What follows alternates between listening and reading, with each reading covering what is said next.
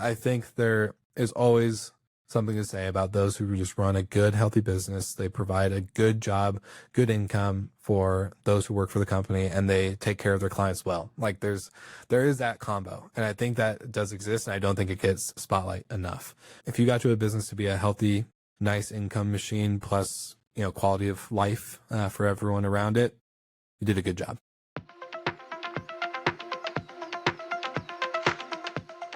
What does matchmaking mean in a podcast network? And why would pairing sponsors and shows ever be the starting point for building one? These aren't actually standard terms in podcasting. Most people think networks about distribution, ad sales, or shared infrastructure, not acting like a broker between two sides of a marketplace.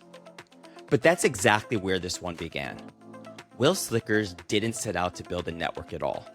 He was a hotel manager trying to learn the hospitality business, started a podcast to start interviewing and asking better questions so he could learn the industry. And with a year, he was actually making enough money from sponsorships that he was able to quit his 9-to-5 job. It just so happens that it was COVID hit and the timing was right in the hospitality industry. As more podcasters and sponsors started to come to him with the same questions, light bulb moment for Wil, and he connected the two and turned the simple idea into the hospitality network, hospitality.fm, that eventually scaled to dozens of shows. I'm Greg Wasserman, the host of this show, Podcast Network Insights. I've spent 15 years in media and the last 5 years immersed in the podcast industry. Along the way, I've built a lot of relationships and have spent time with all different kinds of podcasters, from the solo creators just getting started to the network operators like Wil.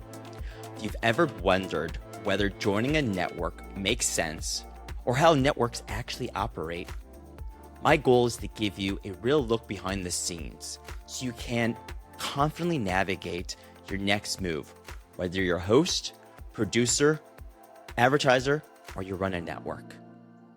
As you listen to the conversation with Wil, pay attention to how that matchmaking idea actually plays out in practice. What it takes to align an audience, sponsors, pricing, expectations across dozens of shows, and where that model starts to break down operationally. With that said, let's get into this conversation. The podcast is called Podcast Network Insights. So I always love to start with the first question is, what does podcast network mean to you when you hear it? Immediately, I go to a collection of shows that have a same concept or drive for the reason they do their show. That's what comes to mind.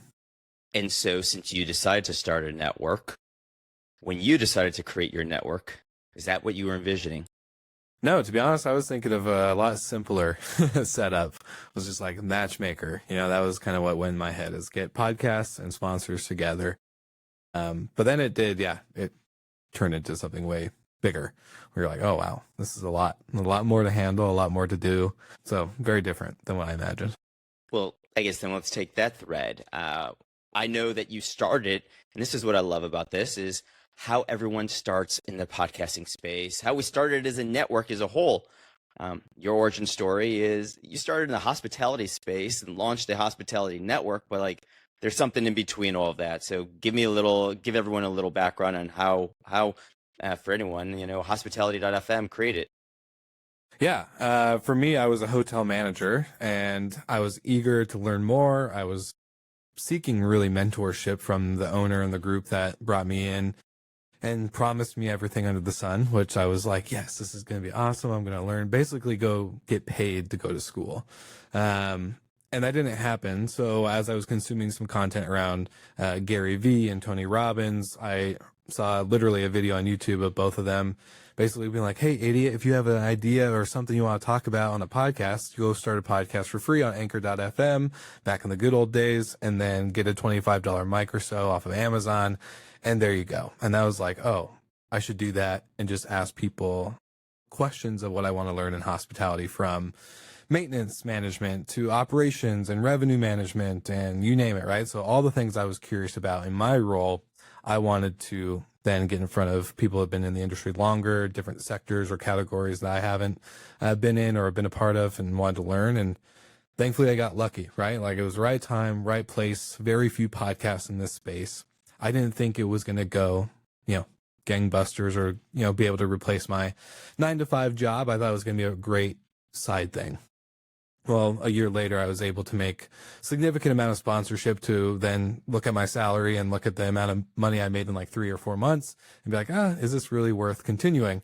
And so, yeah, from there, I quit, started another podcast in 2020 during the prime COVID era, which led into starting a network, as a lot of people during COVID got into starting their own shows. So that's the long, kind of medium short version. All right. I have to ask, I know it has nothing to do with the whole basis of our conversation here, but if COVID hadn't happened and the hospitality industry shut down, even though you were making the money that was better than what you were working in your day job, would you have quit and gone all in on podcasting, or would you have continued to use the podcast as the whole point of why you were doing this was like to learn and grow and work your way up in the hospitality industry?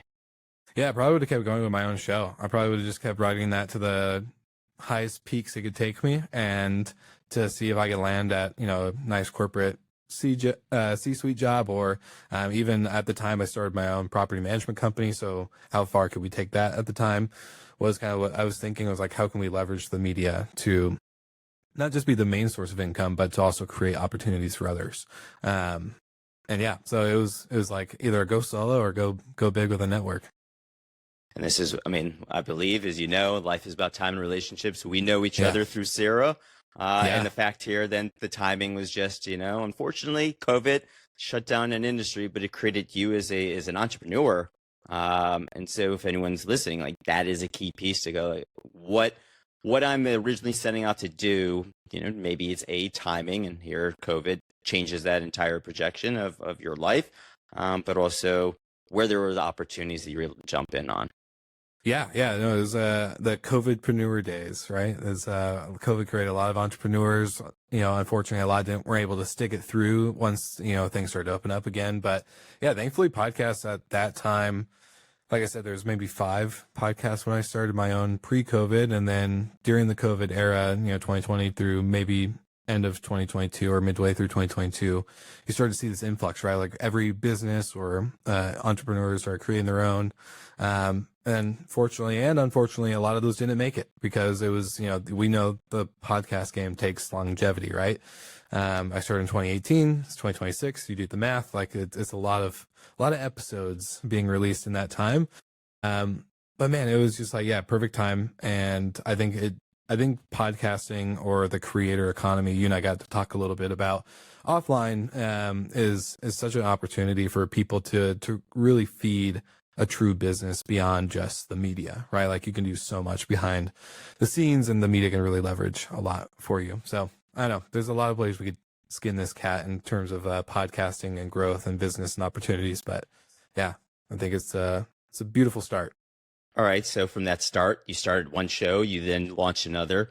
Where'd the network come in? And then how did you pivot, in a sense, from a systems of just running one show to system of running 2 shows to actually, I'm creating a network ecosystem where it was either other shows you were bringing on and I believe you were the host of them, or shows you were just bringing under your network? Yeah, well, the second show, honestly, in the same way the first show started, wasn't intended to be something to make money. We're like, it was almost an all-in. What was it? We started actually, it's called Good Morning Hospitality. It's still one of our amazing shows that still runs today. But it started around the same time as All In, and we didn't really copy the All In model. And we just started doing it live every Monday, 30 minutes, focus on the news. But with our take. And then we started seeing All In. We're like, it's kind of the same thing that they're doing. And we started getting guests. And so it was like, okay, we called it the All In of hospitality in our own kind of like private group chat, and still not intending to monetize. It was really just audience growth. It's a great platform for, guys like ourselves that we're just trying to build, whether it's network or connections, or build up our other businesses. But then at a conference, as things started opening up and people started traveling and whatnot, I had a line of podcasters who were maybe just doing 10 episodes or finally got like their idea, somewhat figured out for a podcast, or we're maybe a couple months in and they're like, hey, how do we get monetized? How do we get sponsors? How do we, what equipment are you using? How do you do this? Like, what's your situation for booking guests? And like, what are the systems and like literally every question you could think under the sun was what I was getting. And I was like, all right. And then another line of sponsors who wanted to sponsor my shows, but I was full. I already had 3 or 4. And I was like, I'm not going to do an ad every 5 seconds. I want to like figure this out. And kind of the light bulb moment there, you're like, oh, why don't I just marry the 2 lines together and take a commission? And that's where the idea of a podcast network came in. That podcast network seed was planted, I think, a year before, where me and a group of podcasters during COVID would do, cross collaboration episodes where we would record the 2 or 3 of us together. We'd all drop it on our same feeds with our own specific edits in the beginning and the end and all the things like that. And it did really well. Like, those episodes were, 1, fantastic to record and so fun, but 2, the audience really responded, hearing from a restaurateur versus a hotelier versus a tech guy. So to give you another long answer, that network idea kind of started with them, but we all realized it was really complicated to have 5 different founders in 5 different parts of the world running a podcast network. So we kind of parked that idea. And then when I had mine, I brought it up to them. I was like, hey, would you guys be okay if I did this? And they're like, oh yeah, go for it. Because they were all running their businesses and my business became media. So yeah, it just is full circle. I want to stop there, because one of the things you said that I think is unique, and I don't see too many podcasters doing, so you can chime in, because you were doing this, but you also have been doing it longer than I have on the hosting side, of recording a show. Case in point, we're going to record this, and if it made sense, let's assume so, you'll take this recording, I'll run it on my side. I'll give you this recording, you run it on your side, but you do your intro, I do my intro, I do my outro, you do your outro. It's the same recording, it's the same conversation. I don't see that happen that often, where podcasters, like, it's more of a, you come on my show, I go on your show, as opposed to like, let's just record one episode. And technically you could do it both ways, because my show is going to be geared towards my questions and your show is going to be geared towards your questions. So there's 2 episodes that we both could have run, and in a sense cross promoted differently. So that's new for me. You're the first person I've seen that's talking about that. I love those. Those were the best. And it was great because, like you said, it wasn't, you come on my show and I ask you questions that I want to ask, and I come on yours and you ask questions you want to ask, and I like sit here and be like a good, responder. It was more conversation than anything. It truly turned into, kind of like a tennis game of like, you ask a question, answer, I ask a question, answer. But then it became more of a like philosophical conversation around, the state of the industry, the state of, labor, and, all these things that we're talking about during that time, while incorporating that storytelling of like, oh, well, this is what we were doing and blah, blah, blah, blah, blah. And my experience is this. What about yours? And then just that beautiful banter, as I like to call the art of conversation, that really actually drew me into podcasting even more, when I realized like people were excited by the conversations we were having. It wasn't just like, oh, you got sponsorship. Like, you got sponsorship because you grew an audience of people that truly wanted to hear what you had to say or what you were thinking and the questions you were able to ask, due to like what you said, let's stop here and pull this thread and like follow maybe a breadcrumb trail of a conversation that you wouldn't have expected. And I always love, sorry to geek out and kind of go all in, but like, having a point, you have an end point where you want to get your guests to say something great or to say something around this theme or this topic. And the way you can get them there through pulling a thread is actually really incredible. It's something I think, good podcasting should be studied, in terms of the conversation, the way you're able to get people comfortable with you, especially in a virtual setting. It's so difficult. So anyways, yeah, I fell in love with that stuff more than anything, and that's where, the cross collaboration episodes, to bring it back to your question, is where it was the most fun for me. I just remember those episodes really doing well, and it wasn't like you had, thousands of DMs being like, "Oh my gosh, that was amazing," but you had those loyal listeners that would reach out via email or LinkedIn and be like, "Dude, I never heard of this guy, but like the conversation you guys had, like I was stopped in my tracks, like just." So a compliment like that, you're like, all right, we're onto something. Right. So, that's the greatest feeling. it's fun. Yeah. Oh, thanks for that. All right. So let's go back to What was it like then building this network from a process standpoint? I mean, you go from, like you said, I fell into this, then started the all-in Yeah. hospitality. You married it, but from a system standpoint, from a how do I now work with all these advertisers and bring them on over to the podcasts that are coming on my network? What were you going through from an operation standpoint there? Yeah, like I said in the beginning, the first thing that kind of came to my mind was matchmaking. So product and audience were what I was really like kind of trying to figure out. So with all these podcasts, were they similar audiences to mine? Were they similar in size, similar, and like the way they engage with the host? Was it LinkedIn, Instagram, whatever platform they choose? Um, that was kind of what went through my head. It was like, how can I figure out if the audience is the right fit for the product? Because my worst fear was always matchmaking a product with an audience that wouldn't respond well. And then guess what? You're constantly chasing that rabbit every time you have to come up for a renewal. So that immediately was like, limit my work in terms of finding new sponsors because I hate sales. And then to also make sure just that the audience was a good fit. But it turned out, obviously it's a lot more than that. You have to make sure that audio quality and content quality is good. And then just because they have audience, quality over quantity is the rule of thumb, but still there has to be some quality, or oh my gosh, quantity, for that sponsor to see the ROI, right? So like just a lot of stuff I didn't know. So like turned out to be matchmaking. Then I figured out, okay, quality control has to be a big thing. And then, just all these little things that just came into how do you grow the audience and how do you keep sponsors happy and how do you get more creative than just pre and post roll ads, right? Like, is it guessing on an episode? Is it doing X, Y, and Z clips? And, in the beginning, clips and video weren't as big, but now it's obviously a lot different. And so, yeah, there's just so much more that you had to figure out in the meantime than just matchmaking, which I thought was going to be the easy part, but turned out it was only the beginning. So I think you grew your show, or you grew the network to almost 50 shows. So now you're trying to match make 50 shows in the hospitality. So remind everyone, it's not just hotels, it's food, it's beverage. So there's some niches inside this niche, right? Yeah. Yeah, there's travel, which is apparently like everyone's like hospitality and travel are the same, but it's like, no, travel is very different and hospitality is also very different, but they are the same, but they're different.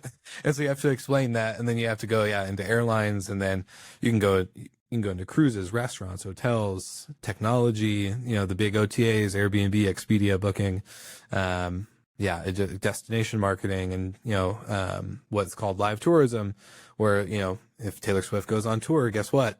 All those destinations are about to do really well. F1 launches a new race. Guess what? That destination is about to do really well. What kind of economic impact does that have?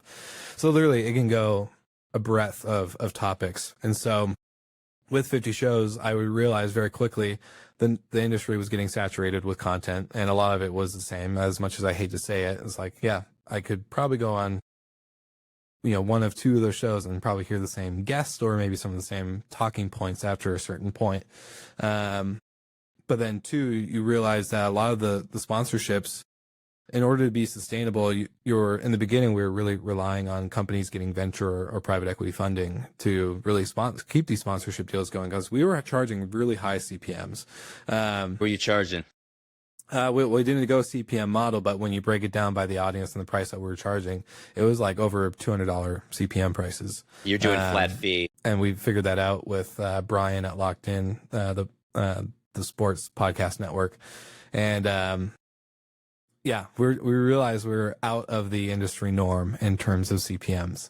So in order to keep that going, we couldn't rely on venture or capital funding companies.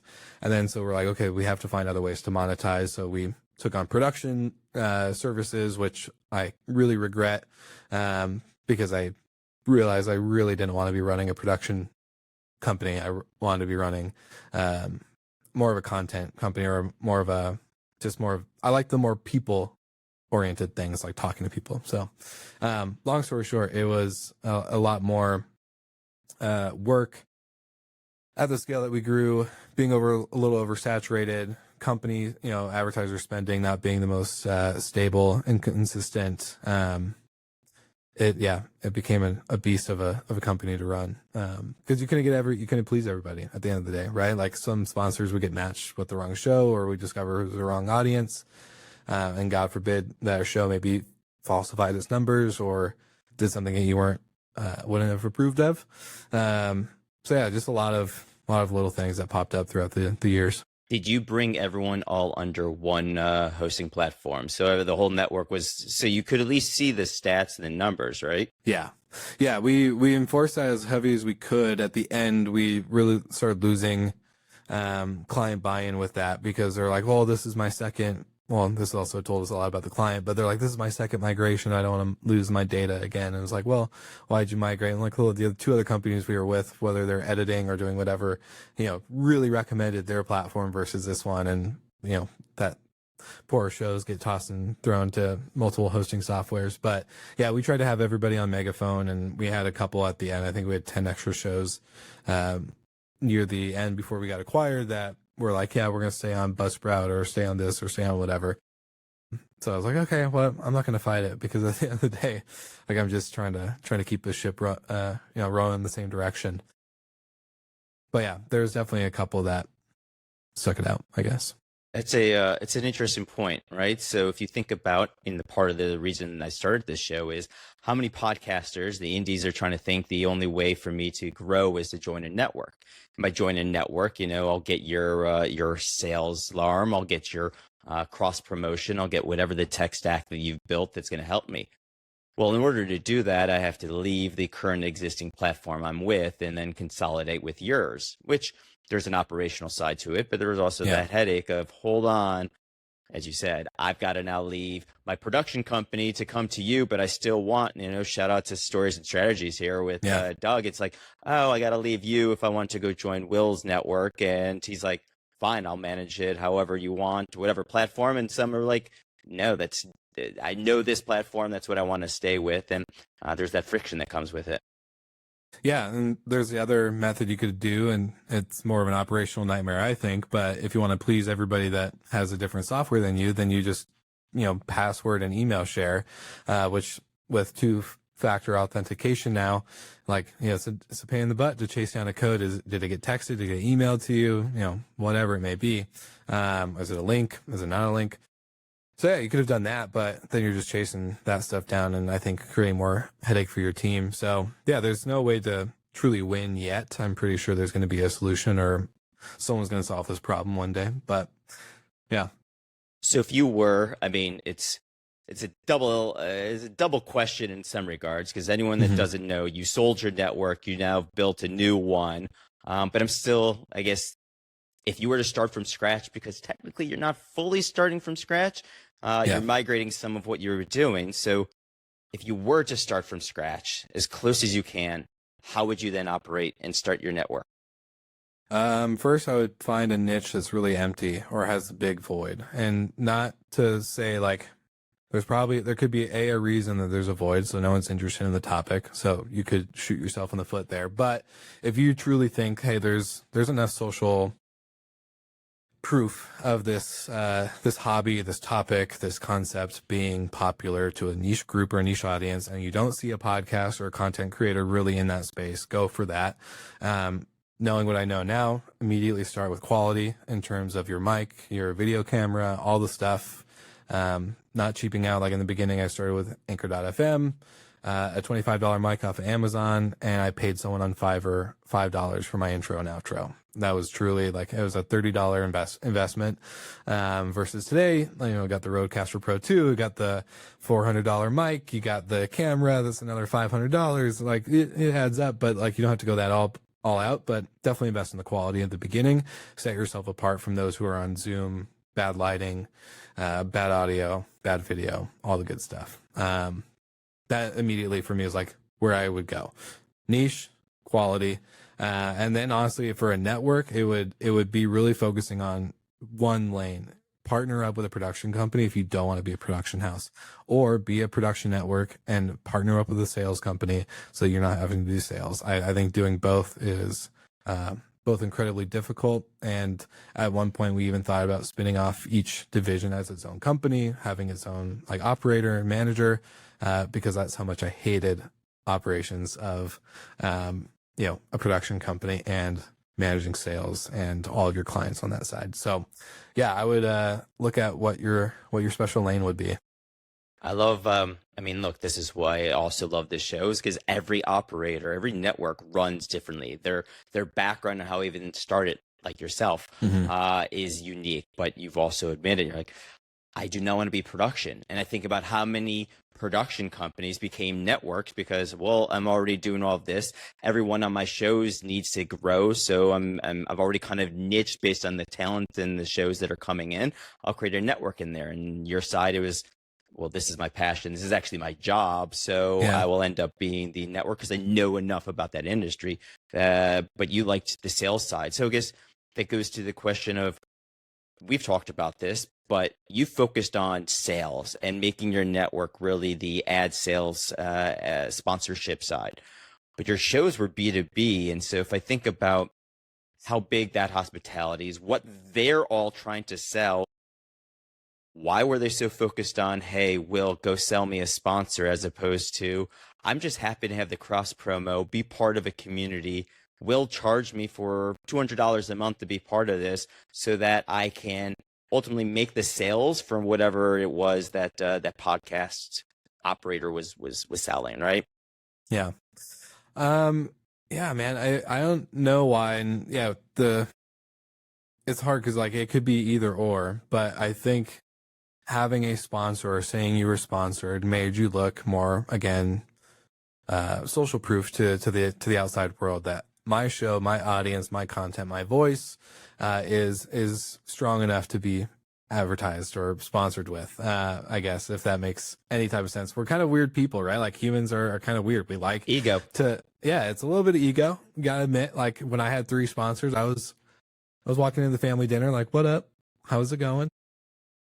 But it is funny because if you have your own product, if you have your own company, your own service, you really should be looking at building your audience, not to sell to your audience, but to have them as a opportunity to really create independence of your business. Instead of doing paid ads, like putting in time for a podcast actually could do really well for you. And many companies do really well with podcasts rather than Google ads or meta ads or whatever. So, yeah, I just think a lot of that was involved, and it was, and honestly, like, look, like I said, we were getting great CPM. So when you're a podcast of 5,000 downloads a month and you're getting a $3,000 to $5,000 sponsor, for one sponsorship, one deal, when you technically take 2 more, maybe if you're a long enough show, then yeah, like the money looks good too. And that is the part about like the niche quality side of the audience, is that it was B2B, it is hospitality. There's definitely a cap. I think there's some shows out there that like to make the rest of the industry question if that's true, but no, it truly does have a cap in terms of audience. And a lot of the hospitality industry is older, so guess what? They're not listening to podcasts. So they're still like doing old school newsletters and Rotary clubs and other things like that. So like, and not to shame any of it, it's just a different shift in our sector. So long story short, yeah, it just looked better to say, hey, I got X, Y, and Z company that's maybe venture backed or part of a bigger publicly traded organization. Then yeah, it looks great and people like to flaunt it a little bit. Do you think that's because if we look at the niche and just everything you've described, I could extrapolate that's pretty much everyone. But what were the nuances that you saw inside your own hospitality vertical that you probably don't see in I don't know, music, a sports, or a traditional network for that matter? What can you give me an example of a nuance you would see, just for anything that made your creators different than any other creators that are out there because of the content they were creating, who they were creating it for, the businesses they were operating? Yeah, I would say probably one of them was that since a lot of the podcast hosts were in short-term rentals or hotels or restaurants, the locations were always pretty decent. And that was kind of a different standout factor for sure, where, you know, you have two people having a podcast conversation, but they have a beautiful vineyard outside the window, right? Where it's like they're in a beautiful location, a great destination, or they're in a restaurant, they're in a booth, maybe a really fancy hotel suite. I don't know. Poolside, I've done a couple of those. Those were always fun. So like, you know, being on location is always the cool piece that can make your show stand out for our category. But yeah, I don't know if that answers your question, but no, I mean, that is unique because it brings to mind certain ideas of there's a huge potential for shows like yours to work across other verticals and find other, I mean, especially if they're B2B, it's like, you guys are trying to sell something. Podcasting's massive. Why couldn't you go find a host doing something else completely, then bring them on over into your property and experience it? Like there's my background being in media sales, I think about what you've been doing trying to sell the network and going, there's so much more money you can make besides just the, what is it, 3,000 for 3 spots, so $9,000. If you just got a couple people booking your event space, there's your $30,000. Yeah, no, exactly. You bring up a good point, because one of our morning show today, Good Morning Hospitality, before we got acquired, we actually would do retreats. So we would host a Good Morning retreat. We would host it at one of our audience's hotels or vacation rentals. So someone we knew that we could say, hey, we're going to get this group together. It's going to be curated. We're going to have a private chef. We're going to have X, Y, and Z, all the fancy things, and sell tickets and get sponsors and, you know, make that exclusive. You get one sponsor that's able to advertise on the media shot at the retreat, and able to maybe put something in the goodie bags or the welcome gift when the retreat or the guests show up. So yeah, that was one way to like really go out. And I know a lot of people actually did that continuously, like would host masterminds or other retreats on top of their media space. So it's like, yeah, building that super fan. If you're a podcast nerd, you should hopefully have read the book Super Fans by Pat Flynn, and understood like, hey, how do you get them from not just listening to your podcast, but engaging with your posts, wanting to go to your events, your retreats, your private network groups, your masterminds, whatever it may be. And then guess what? You're doing deals with those people. And long story short, your podcast business is a greater funnel to all the other stuff. Yeah. And then we'll go sell my $3,000 sponsorship. Yeah. And then go get the advertising dollars on the side. They become side money again. Right. So what made you not go down and focus only on the monetization side and not go down the, you know what, I'm going to be a $200 a month subscription model and come in and being able to provide the services without being just, you know what, the only way to really make money here for your business was on the ad sales? Yeah, honestly, it ended up being kind of something I regret to now that I'm on the other side of it, right? Like it was like, oh man, there was a really missed opportunity. But a lot of people just really said that's what they wanted. They saw or heard the advertising on my shows, or they heard of, you know, all these great podcasting deals that were getting signed on Spotify and all these other deals, right? I'm like, okay, well, if you're not Call Her Daddy or Joe Rogan, so it's a little different. But you know, it just, a lot of people went that way, and for us, it was the most profitable part of the business. Running a production company side of the network, you know, you're barely like pocketing a couple $100s per client at the end of the month after you pay out your editors and all the softwares and all the stuff that you're doing. So it really was profit driven in the monetary side. And honestly, I thought there was a bigger slice of the pie than there really was in terms of sponsorship dollars. And so, you know, for me, I was like, oh, I'll just go for that. It was a low hanging fruit. But there's so much more that we could have done if we had more community engagement with the podcast internally. I think if we made a bigger deal about the shows as a community rather than shows as individual sales products, we probably would have had a better response internally with people cross collaborating and, you know, doing, you know, referral programs and, you know, whatever else to monetize their shows internally rather than just externally. I appreciate sharing that because, yeah, that's key to understand. What could I have done as a network operator to create more of that network effect? And the network effect is not just a series of shows that I'm helping to sell and cross promo, but hey, how do we create, in a sense, community around what you're building? And it's not just a brand of hospitality.fm, but it's a community around it. Yeah, exactly. And you know, that's one of the things. It was like a team of four, right? There was me and three editors and one editor who became a hybrid role where she was helping manage relationships with partners and advertisers, while also managing the operations of the show and checking quality of the podcast clips and the content going up with the other editors. So we were a small crew, and so for me it was like all hands were on deck for those two things. When in reality, I should have freed up myself to be the community guy. Like the whole reason why, not only got into it was because I loved the conversations, was the people you meet. Like we got to meet through podcasts. We met at Podcast Movement. All my friends and people I see on conferences and different stages and get to network with at retreats or masterminds too. Like we all got to meet through the podcast and got to become friends over what my parents would freak out on, like the internet. You know, they're like, "Oh my gosh, you've never met these people in Spain, and you're going to this conference to meet them." And you're like, "Yeah, 100%." Crazy, but that was the whole point. And you know, I think for me, it definitely would have lit me up more if that was where I was able to be focused, rather than just like survive, get the sponsors, get the production clients, make sure they don't leave. Yeah, that was kind of the mode it was in.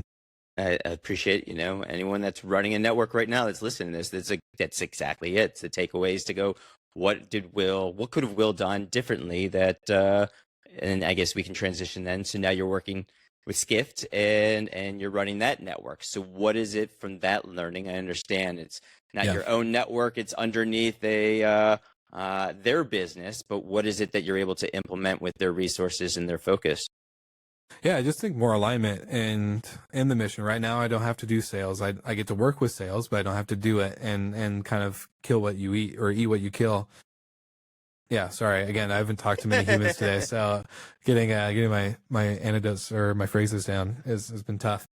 So now I don't have to do the tax keeping and the bookkeeping, and we have a CFO and an accounting department. So it's like, okay, like I get to free up in those areas and actually work on strategy of how do you monetize a podcast, but not only that, but like how do you grow the audience, and how do you, when you don't have an advertiser, like what's the strategy with the products that you do sell, since Skift has multiple products.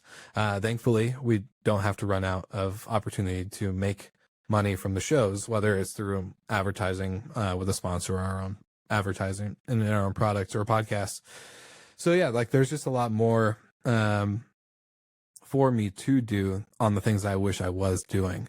So it's like, okay, now we implemented quality control coming in these last 7 months was kind of the big mission, right? Like no one had a microphone, and we had a podcast with an AI voice. And so like, not to like say it was bad when I got here, but like my boss would approve that, things definitely have improved.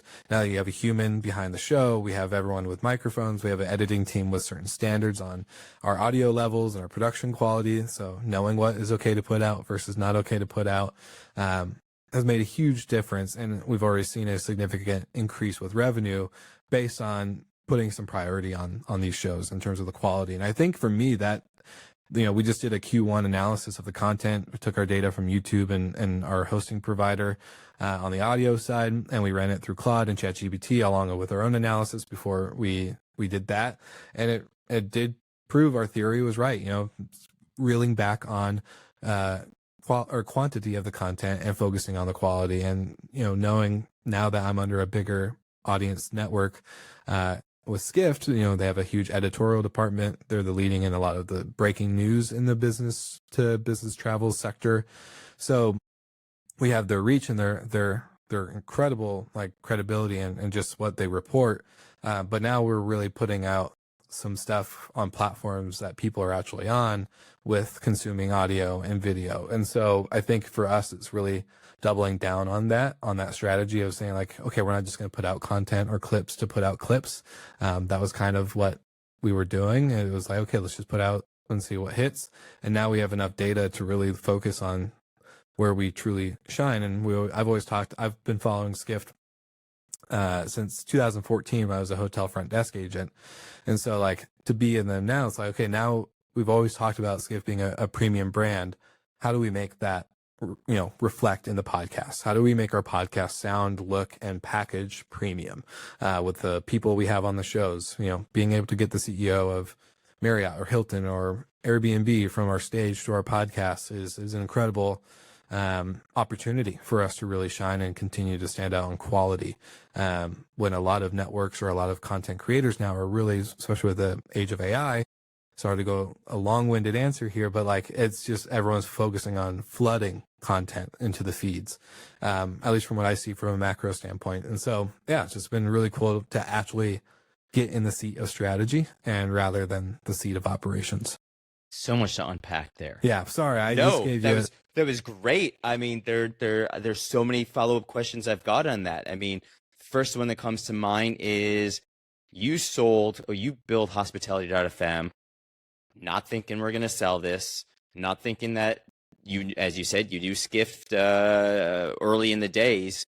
So if I think about someone right now who's either thinking of starting a network or already has a network, most of them are like, all right, where could I sell this to? If they were even thinking about an exit strategy in that regards. You went, well, it just happened. It wasn't the way you went, but you went to a media company.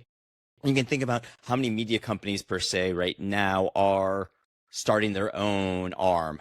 So is there, in your view, is there an opportunity for a niche network to go like, I mean, I look at, what is it? We've got, I talked to Jason from the Marketing Podcast Network. It's like, okay, you've got all these shows that are related to marketing. Could you go sell this network to, I don't know, HubSpot, just throw out as an idea, whereas you went the hospitality realm, went to Skift. Is there an opportunity there, or do you see, because there's so much content, because it's so easy to do content, that most of those companies are like, we'll just spin up our own thing, as opposed to, luckily, they acquired you? Yeah, I think it's kind of a two-edged sword in some degree, where it's like right timing again, because who knows, maybe if I waited 2 more years with the barrier of entry for creating content getting so much lower with AI and equipment getting better and whatnot, then yeah, I'm sure Skift maybe could have been like, you know what, we don't need to acquire this guy. We can hire someone, cheap salary or decent salary. They have, kind of like the one-man startup where it's like most entrepreneurs are just starting up with their own like agentic AI now. But like they could have gone that route, or they could have looked at HFM and said, they didn't focus on, they're not premium brand. They're not going to match our criteria, whatever. So I think, yeah, sorry, I'm losing the question. So forgive me for having a brain fart, but no, the core is, and I'll say it again, but it's also just my thread for life is it was all matter of time and relationship. So the fact that you knew the brand 2014 or 2016 now, so 12 years, the fact that you guys had connected beforehand. So you were already starting a relationship, even if the seeds weren't being planted of, could I sell this? So I think anyone that's listening that should be thinking about, there's so many opportunities that we have these blinders on that A, create these relationships, B, you don't know where those conversations go. Maybe I'm going to put words in your mouth and not saying it's true, but like maybe you were burnt out. You're like, you know what? I really want to sell this now. So great, I'm going to go do that. Like, why are we waiting till burnout phase? We could have created that relationship and the timing could have happened. It's like, you know what? Instead of being burnt out and I need to sell this, I'm going to go like, you know what? This actually would make sense. So I think there's a lot of opportunity that I continue to see in these conversations and just in our market for revenue opportunities that go beyond just sponsorship. Yeah. To your point, there's opportunities where it didn't have to be a media company acquiring us. It could have been a tech company, right? Like HubSpot is a great example when they bought My First Million, Yeah, when they bought that podcast, like, I wouldn't say My First Million had a lot to do with marketing and CRM operations, but it was a great opportunity for then HubSpot to create the HubSpot podcast network, and now it's turned into a huge engine where they have 50% of the ad slots that are put on all their podcasts, and then they get to make money from the other 50%. So like win. And there was opportunities for that. I thought about that, and for me, it was a true burnout. I was kind of at the point where I was like, look, I created my own beast, in terms of a more heavy on the editing and production side, which again, nothing wrong with it, just wasn't my cup of tea, not something I was really hoping to get out of the business. Thankfully with Skift, that relationship had started. I think me and the founder were messaging each other. I was going to their events maybe like a year before and really feeling it out. And for me, I kind of came in with like, hey, I've listened to your guys' podcast. This is where I would want to improve them. Thankfully, my worst nightmare running a production company was one of my greatest strengths to come in with quality and focus on, where can things get better? Where can ratings get better? How can reviews increase? And just thinking of like, okay, yes, this was my struggle, but it ends up being your one man's struggle is another man's treasure type situation. But I think there's tons of opportunities. We saw a podcast in our space get acquired by a startup that was wanting to focus on loyalty and rewards for hotels and independents that weren't under a Marriott or a Hilton. And that was like a huge win. Like most people think you have to get acquired by a media company, but in reality, look at Red Bull. They sell energy drinks, but they're really a media company and they don't even manufacture or make the drinks. So, they literally hired a company to do that. And so we're going to focus on media and the most intense, crazy, extreme sports in that sector. And look, that works. And so I think it's really reframing. Like I always tell people, you're not a podcaster anymore. You're a creator because there's beyond the podcast. The podcast should, fuel YouTube, LinkedIn, Instagram, Threads, whatever your cup of tea, Substack. Gosh, Substack is crazy too. And so, it's just like it becomes so much more than what you would think. Like my parents always joke, and a lot of my friends who like knew me growing up in high school was like, how did you create this? And it's like, well, look, it's way more than just a podcast. People think you're just sitting and talking for hours and hours and hours, which there's, that's what everyone sees, the final product. But, behind the scenes, it's truly something greater with the relationships and the opportunities that happen behind the scenes. So yeah, that's my answer. There you go. There you go. Yeah. So I'll pull back the thread on the advertising side. Anyone that's listening here, having run a network and still now running it, but it's a little different under Skift. What were the biggest headaches that you would deal with from an advertising standpoint? Not only with the advertiser, the brand, but also then managing a network and trying to deal with the podcasters. That, I guess, if we look at all three sides here, that an advertiser should know about working with a network, that a network should know about having to deal with the advertiser, and a podcaster here should be like, oh, I didn't even think about that, because once again, they're either trying to sell their own stuff or they're going to you to sell it. Yeah. The hardest part was playing middleman, where you're communicating, hey, I got you, Greg, I got you a sponsor. They're this brand.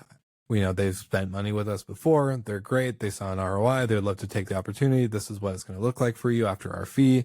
You would be like, okay, I like it, but I need $2,500 more a month. And you're like, okay, well, as I have to go down to the advertiser and play that deal and be like, hey, look, we had it priced at this, this is what we're actually discussing. This is a bigger package than what we normally offer. So if you're okay with this, and then we have to get them to agree.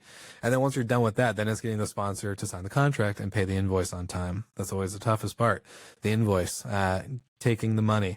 And then you have to during that time, while you're trying to get the money from the advertiser, you have to get the spot or the host to read the ad and do the ad well, and to understand that, like, hey, this is going to be, what helps get the sponsor to come back. So don't mess this up. Both of our jobs are on the line. But it was, so you're managing that and then making sure that's good quality. Then you're working with the editing team to make sure that's inserted, whether you're doing dynamic or baked in ads. So there's just 20,000 touch points between the moment the deal is negotiated to the execution of the ad going live on air. And then you have to make sure that the sponsor keeps paying, cause we did monthly. So that was our process. So it was, you bought Greg's show at $5,000. You got that deal for 3 months. That was our minimum.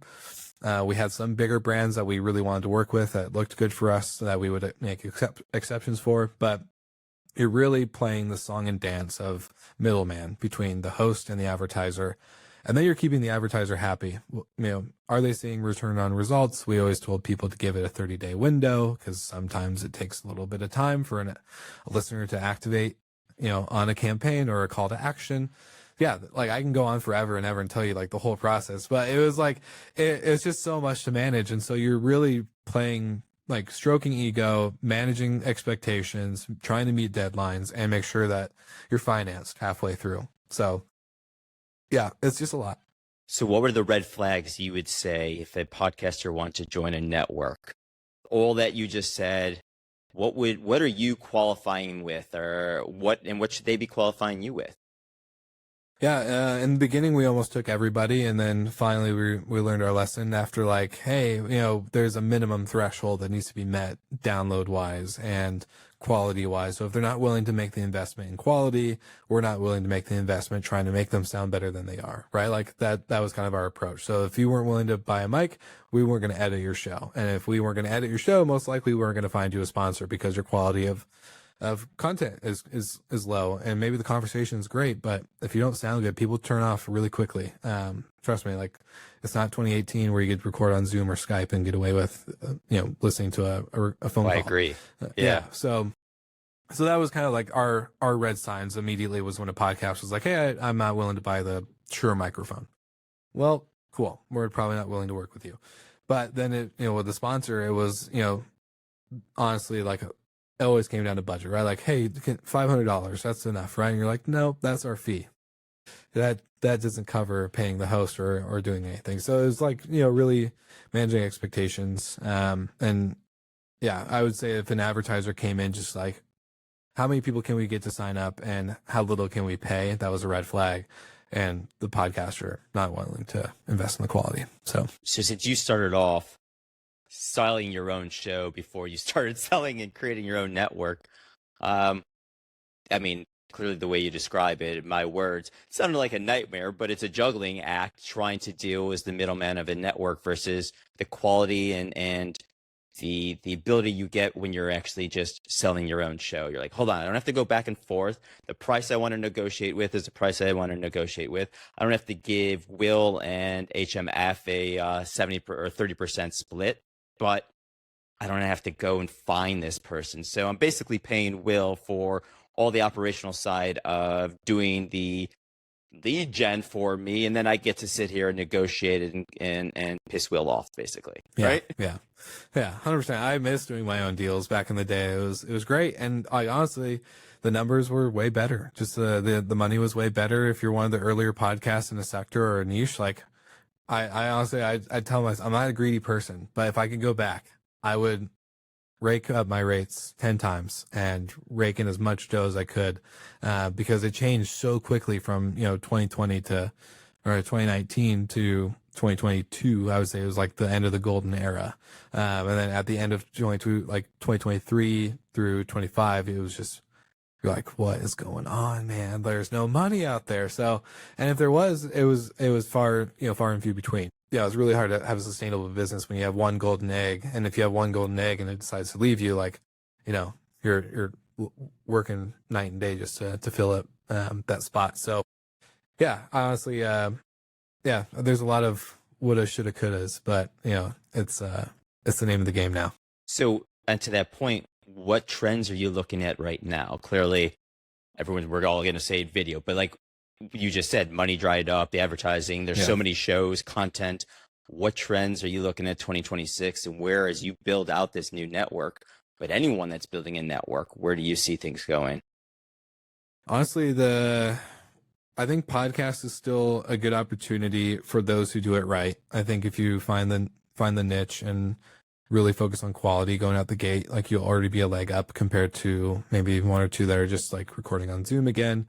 But honestly, like I've been thinking that the undervalued medium or platform right now is Substack with a podcast or like a video cast.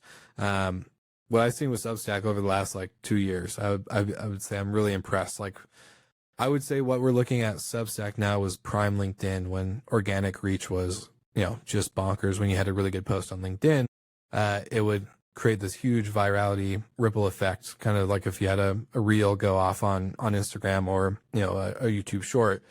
I would say Substack is like right now at that prime where just organic reach is great. If you're looking to start, that's a good place to go to organically start reaching a potential audience if you have no idea where they're living or breathing or consuming their content. But that's just me. That's just like one thing I was like, oh, I think this is a great opportunity. I do think what we were talking about with Doug behind the scenes, producing this podcast and you, I think is the longer form, like limited edition release type of content. I think of Acquired as a podcast or, a special series that only releases the season twice a year or something like that, right? Like where that type of content is really going to make a crazy comeback with how many people are focused on short form content with clips and other short form content, like just video content in general, or even daily podcasts that are 10 minutes, right? Those are all, they've had their time and people have like really short attention spans, but I think people are craving more meat these days. Artificial intelligence slop on AI or on LinkedIn is everywhere. So we're not seeing great conversations on platforms we used to. We're all working from home. Maybe human connection is a little bit disconnected, where now putting live events is a higher priority for humans to really get out and connect and live experiences instead of watch experiences. So I think videos definitely had its run, but it's not to say like, yeah, I just think those areas are going to be where people are going to start craving true, authentic experience connection, whether it's digitally with a longer form piece that they could really put their teeth into, or a live event where they can just be around a lot of like-minded people that they don't get the opportunity to be around. I mean, I love this. There's so much to take away from this conversation so far, but I mean, big ones is you keep talking about the live event. So there's a huge opportunity there, cross promo across different networks. So this has been great. I'll take your Substack and give you the leading question of, I always like to ask people, what's one book that they would recommend to people? And as you talk Substack, I think about reading, even though we're talking about from a podcast standpoint, but yeah, that's where my brain went. Yeah, no, I tell any podcaster or any creators to get Superfan by Pat Flynn. I think a lot of people think of starting a YouTube channel or a podcast and getting big, like, Alex Cooper or Joe Rogan or Logan Paul or whoever, right? They think of like the big celebrity status. And I truly believe that if you follow like the super fan method and understand the type of, quality that there is in a smaller audience of 1,000 people versus 10,000 people that maybe are like somewhat bought into the content, that 1,000 will trump the 10,000 overnight in terms of just engagement and monetary value plus community. So that book is for me a go-to.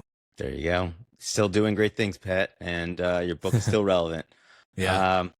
On that one, what is one podcast, can't be your own, that you would recommend to people? Because we know discovery is a difficult thing, and that's why every Monday I post 3 podcasts I think people should listen to. I'm always using word of mouth to find discovery, hence the question alone here. So what's one that you would shout out to everyone going, go give this one a try? Yeah, well, it's going to be a lame answer because it's popular. It's a popular show. I think it's a popular show, but maybe if you're not into long form content, you won't like it. I mentioned it already. Acquired, I think it's a great podcast.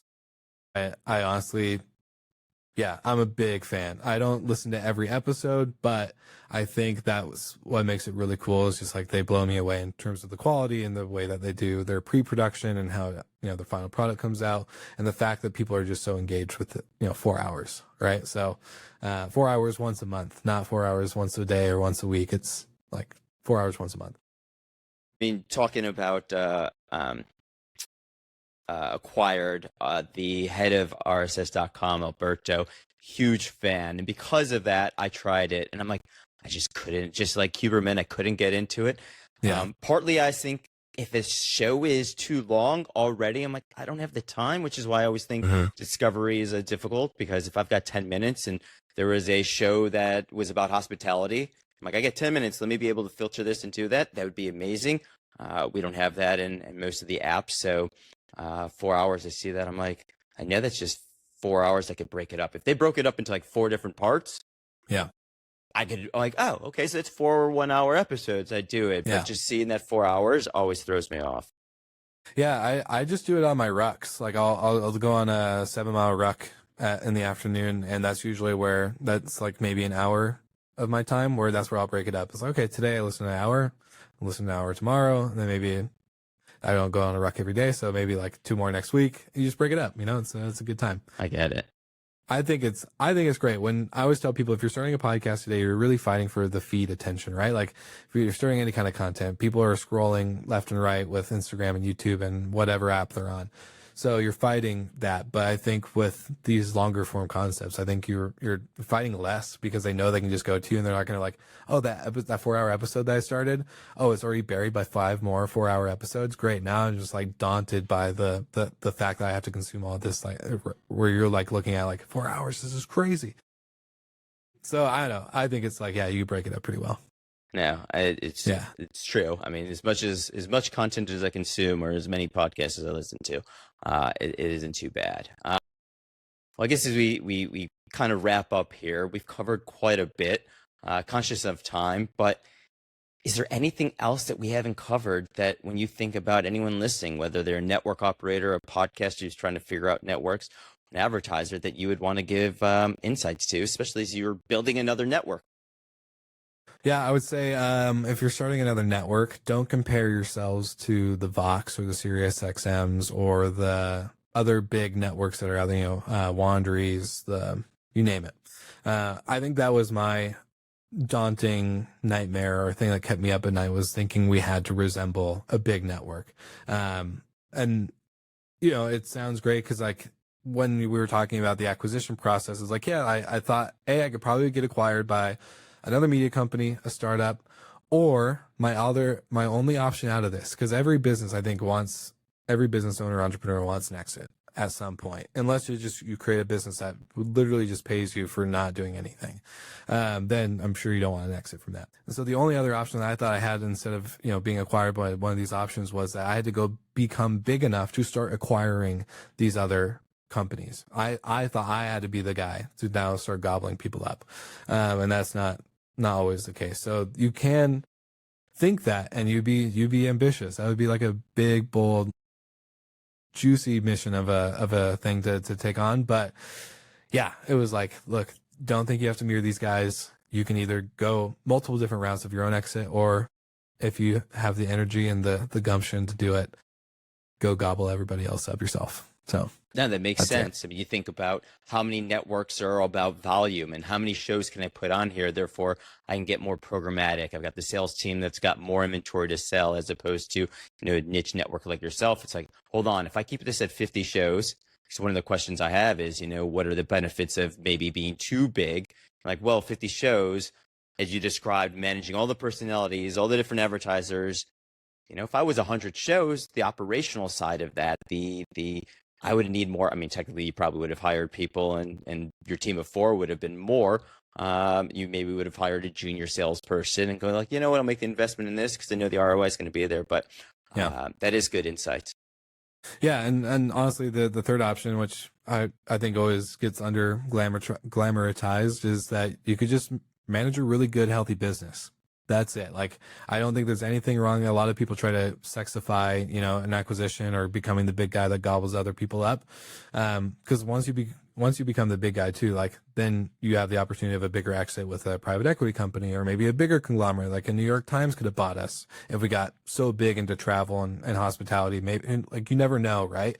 But I think there is always something to say about those who just run a good, healthy business. They provide a good job, good income for those who work for the company, and they take care of their clients well. Like, there is that combo, and I think that does exist, and I don't think it gets its spotlight enough, right? I think, if you got to a business to be a healthy, nice income machine plus, quality of life for everyone around it, you did a good job. I think on that note, that's like the perfect way to end this episode, So, Wil Slickers, thank you so much for coming on Podcast Network Insights. We'll have all this information in the show notes, and you can always go check out Wil's shows on the new Skift network. Thanks for having me, Greg. Appreciate it. Thank you, man. Well, you made it this far, and I truly appreciate it. Like, really, I do. Because I know most people don't listen to the end. But if you humor me and give me a few extra minutes of your time, allow me to fill you in on my thoughts in this conversation, because I'm really curious what you're going to walk away with. I want to come back to the beginning, where we start the idea of matchmaking inside of a podcast network. Not distribution, not growth, not even content, just pairing the right show with the right sponsors. But it wasn't the only thing that stood out to me. First, how that matchmaking model actually becomes a three-sided negotiation every single time. It's not just sponsor to network, it's sponsor, network, and host all pulling slightly different directions. Pricing, expectations, delivery, timing. And once you hear that, it changes how you think about what a network actually does behind the scenes. It's just not selling inventory, it's constantly managing friction. The second thing that stood out to me is how we scaled to nearly 50 shows and then realized the operational weight that that decision had.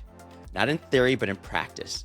Different hosts, different quality levels, different audiences, different expectations. That's not how most creators think about growth. Bigger sounds better until you're the one managing all of it. Which goes to another thing that came to my mind. The way he described the economics of the business once they grew bigger. From the outside, more shows feels like more leverage, more chances to sell.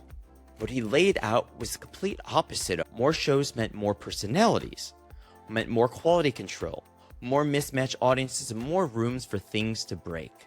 It's a very different model than what most creators imagine when they hear growth. Bigger is not automatically stronger.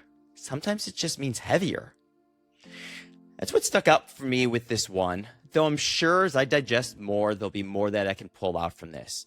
And I'm sure you have your own takeaways, which I would love to hear. So please share them with me. As always, once again, thank you for tuning in. I want to give a shout out as the show is produced by the amazing team Stories and Strategies. If you don't know them, I suggest you reach out and learn what they do. Of course, I'm using RSS.com for my podcast hosting. This podcast hosting is more than just storage. RSS.com provides so many features from monetization to create podcast experience, distribution, and more. I got to stay organized, so Northflow is who I'm using as my dedicated project management for podcasting. And of course, my former employer, Castmagic, is the tool I use for content repurposing. As I say, life is about time and relationships. You have no clue where one conversation is going to take you. This is exactly why I'm able to have these conversations. This is why I network for a living, so you can tune into these conversations. You have no clue where these conversations are going to take you now or in the future, so thank your future self for listening to them now. I live on LinkedIn. Reach out. Let's connect. I have a newsletter, as I discussed on this, because discovery is difficult. So please follow, subscribe where you listen, and tune in every Thursday.